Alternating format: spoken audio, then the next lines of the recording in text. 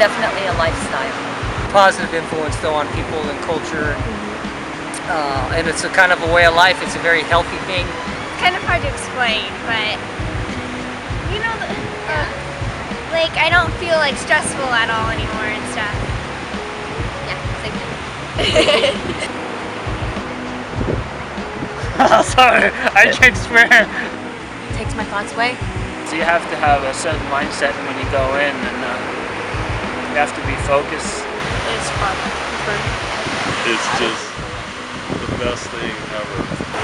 I feel really good. It makes you feel wonderful because you're actually in nature, you're away from all of the busyness of the world, stuff to do, just you and nature, surfing.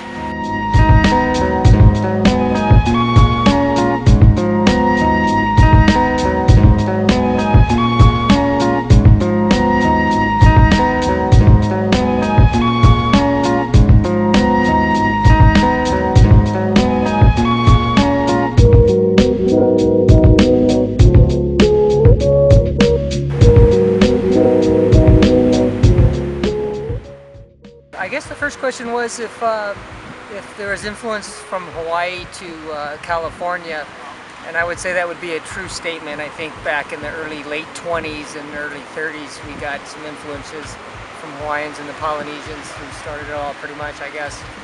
Came over to California, and some of the early riders around here, Lauren Harrison of Dana Point and Tom Blake, those people kind of took grip of it, and they were lifeguards and along the beaches in California. Pretty much it grew pretty rapidly back in the 30s and 40s, and in the 50s it really became popular with all the longboarding and stuff. So I would say they had the Hawaiians influence the California. The Hawaiian surfers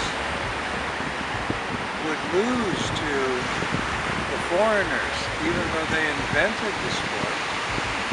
Eventually they got beat in the contest.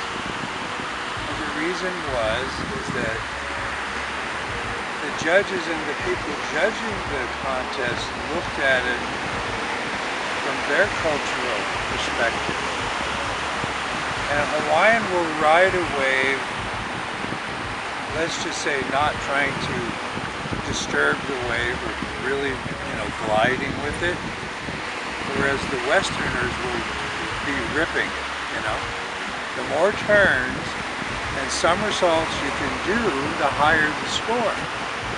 But when you think of a soulful connection to a wave, isn't the gliding and the way the Hawaiian used to surf, that they were trying to be part of it. They weren't trying to beat it or jump over it.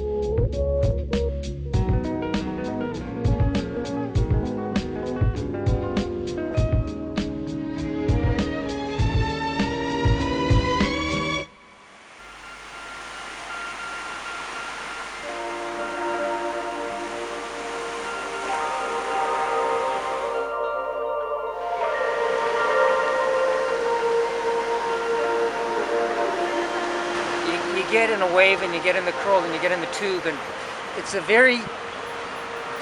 kind of a very spiritual way, and I think it's our way as surfers to be really in tune with nature in its most blissful, peaceful, loving and caring way. And having been touched by that, to me is the touch of God, and it flows through all of us that go through there. So the people that haven't experienced that, we can only describe that in those terms. And I do believe, as Kelly and Rob such, as being in the tube for me, it's as closest to my physical God self that I can be, touching with God in some spiritual way. And I think that love for that, you just always want more of it, and you want to share it. I met my beautiful lady here because of my share of my love for surfing. It'll never stop. It's probably going to take me, which is okay.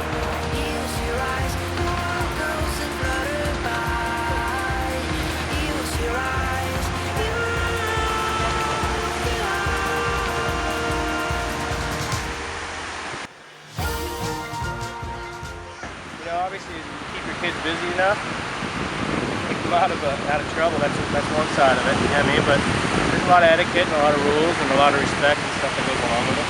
And They learn it. It's cool, just whatever they do, as long as they're kind of liking it. She really loves it.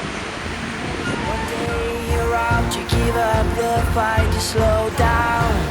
Heart rate, we all grow old. Feels like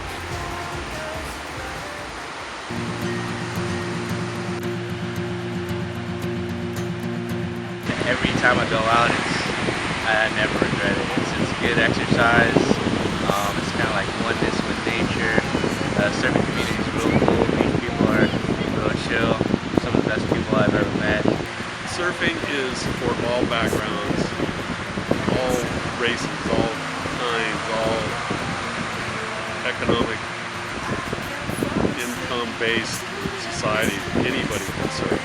Been around a lot of people who are materialistic. Is that when you're in the water, no one's like that. It's weird. You just like everything gets forgotten when it comes to being on land. You know, don't you feel like that? I don't know. You're out there, people, they just become people. staying up north, you say. I've got jackets, blankets, and sheets. It's